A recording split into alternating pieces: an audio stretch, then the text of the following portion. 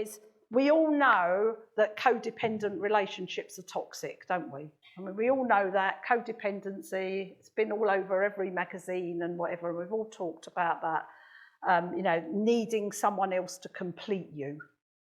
And then enabling things like, you know, addictions and violence and all that in order to keep it in that place. But you see, what I say is that's one end of a pendulum swing of a trauma response, right? We all have trauma responses.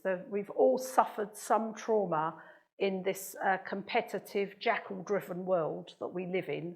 Doesn't matter how far up the food chain you are, right? Because I've done work in some of the top, most expensive boarding schools in the world, and what I see at that level is neglect. What I experience at that level with the kids is neglect.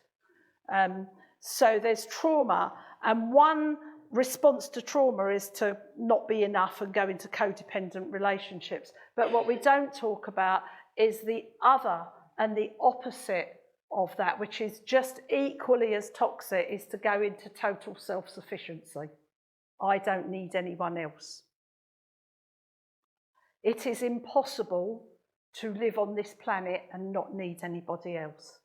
And if you don't believe me, the fact that we are interdependent as humans, if I walk into a room and I can turn a light switch on and the lights come on, well, that didn't happen by magic. People did that. If I know I can walk to Tesco's across the road at 11 o'clock at night and pick up a pint of organic milk, because I'm turning into someone middle class that I don't recognise.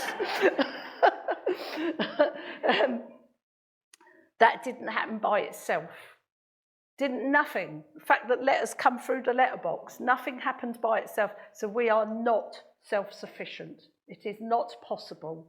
If you want to be self-sufficient, go and live on your own in a cave, right? And then, when you live on your own in a cave, then you can work out where all the conflict and tension really sits, when there's no one else to blame.